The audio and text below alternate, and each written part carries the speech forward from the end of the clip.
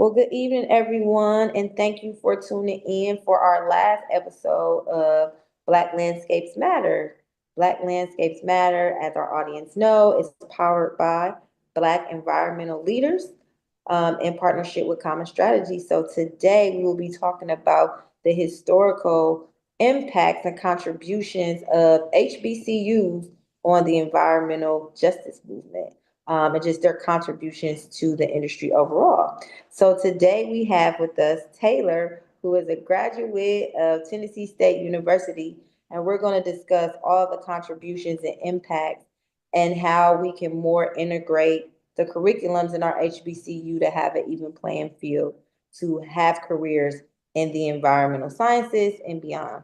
So Taylor, please introduce yourself to our audience, give us a little bit more about yourself, and tell us about Tennessee State University.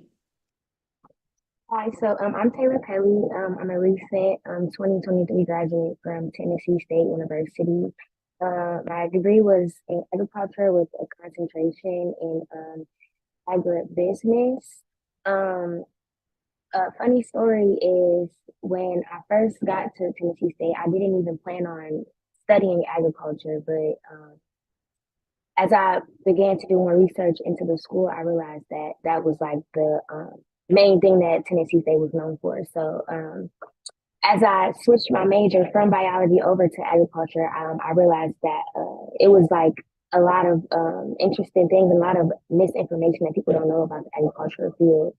And actually, TSU was has one of the leading programs in agriculture and environmental studies, particularly focusing on sustainable agriculture and sustainability. Um, also, it was originally named Tennessee A&I College, which stands for Agriculture and Industrial State University, but then they changed the name of it to Tennessee State University. So if you just hear about the school, you wouldn't even know that its main focus is agriculture. It's one of the largest departments that the school actually offers.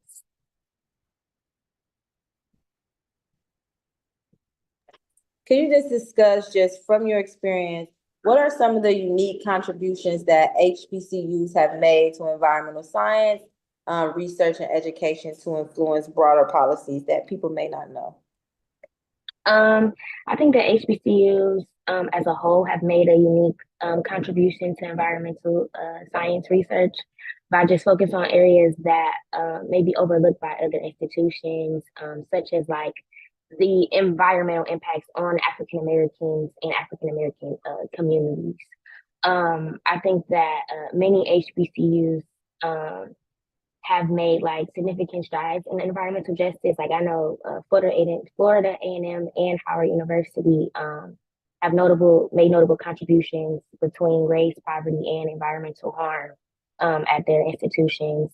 And then also, I know Tuskegee also has conducted research in sustainable agricultural practices and the role of small scale farming and combating food insecurity and promoting environmental stewardship. As far as like its influence on environmental policies, I feel like they have specifically influenced the areas of climate justice, environmental health, and energy policy. I feel like these HBCUs research have provided a basis for advocacy and policy reform and address the inequities here in the U.S. and globally, because it's a lot of farmers that farm outside of the U.S. that can provide a lot of resources and information that the farmers in the U.S. not necessarily have access to.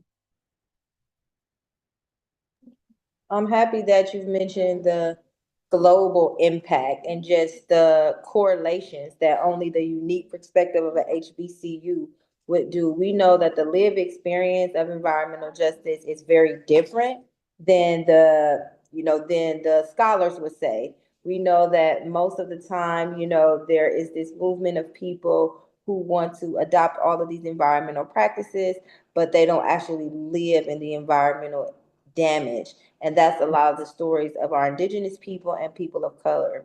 So, in giving that information, in what ways do you feel land grant universities diversify the science and workforce development? I feel like they diverse the science and workforce development because I feel like they have more information to go off of. They have more personal stories and hardships of people in the actual communities, especially the communities surrounding the university in itself, on what's going on with the land and the soil and whatnot. Like I know specifically at Tennessee State, they use the land surrounding the university to test the soil to see how much damage from chemicals and manufacturing and things like trains and cars have done to the land itself, and where we can move from there as far as regenerating the soil or finding more land.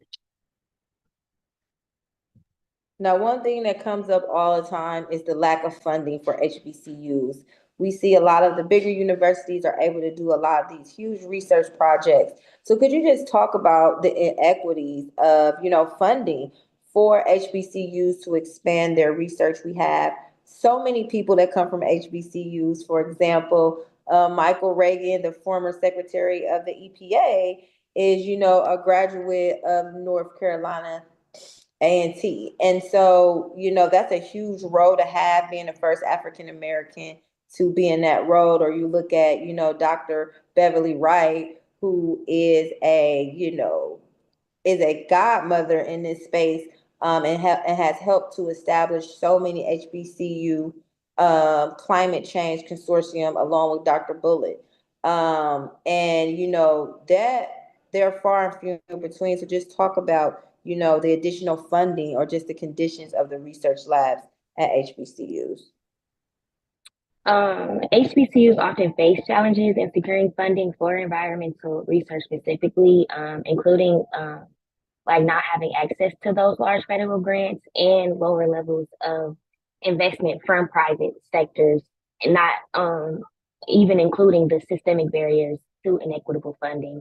Um, some of the challenges besides underfunding that they face is that they face challenges in gaining access to well-established networks of environmental funding sources, both public and private, which hinders them from receiving the funding that they may not even know is out there. Also, many HBCUs face infrastructure deficits that hinder their ability to carry out large research projects effectively, per se, compared to larger public institutions that have more funding or more land or more resources than given a HBCU. Um, I think that public and private sectors can create targeted initiatives aimed at supporting environmental research at HBCUs. Um, for instance, I think that the EPA and the National Science Foundation have made efforts in recent years to contribute more to HBCUs, but I definitely feel like more could be done. There's never enough in reality. Well, in Tennessee, particularly in Nashville, where Tennessee State is located, we have Vanderbilt. We have some of the biggest hospitals. Can you talk about, are they involved in Tennessee State? Do they give back? Do they do partnerships? Is there a lot of collaborations with a lot of the other institutions that surround Tennessee State University? Specifically, I know that they tend to partner with Fisk and Meharry, being that they're so close in range to the university and they have similar programs.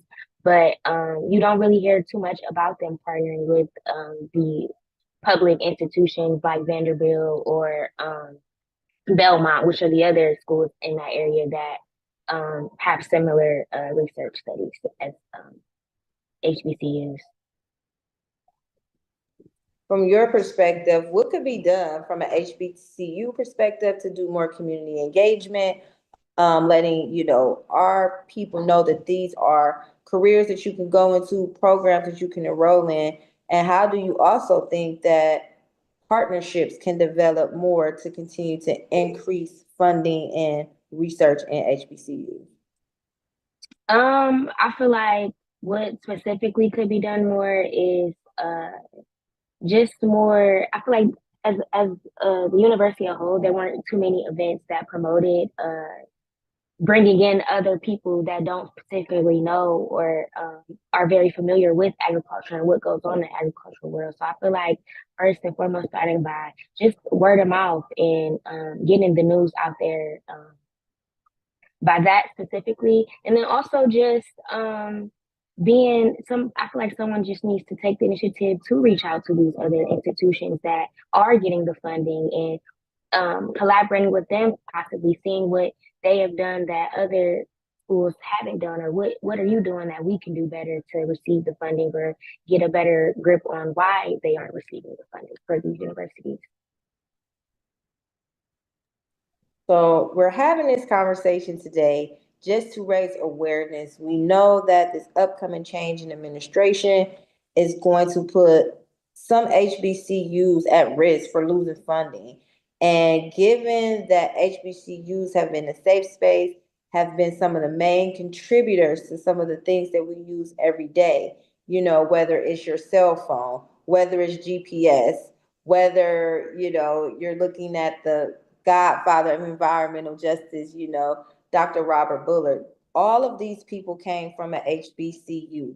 It is very important that we continue to support our HBCUs, to support careers and people who look like us being able to have the credentials to be in these spaces without always having to attend, a PWI or some of these bigger public institutions.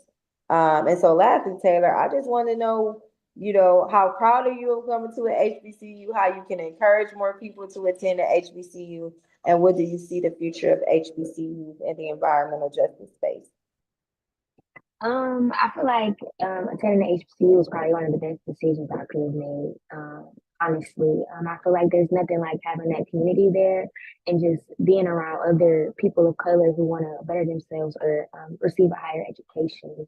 One thing that I want to leave our audience on a note is that with the extension of the Farm Bill, something crazy happened. They cut funding for historically Black colleges, land grant university scholarship programs. These scholarship programs support for 4 years students who want to pursue careers in agriculture and beyond through all environmental sciences. These programs allow a 4 year full ride. You're able to intern with the USDA through all of their many departments, whether it's, natural resources or water conservation. You have all these options.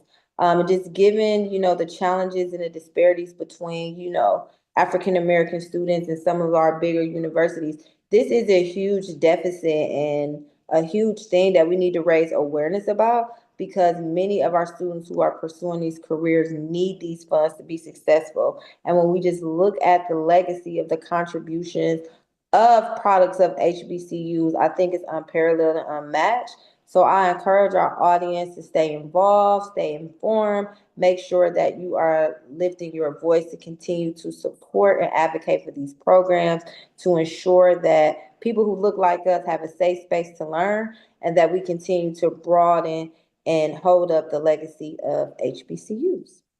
So thank you for attending and watching us tonight. We look forward to seeing you next week. Thank you.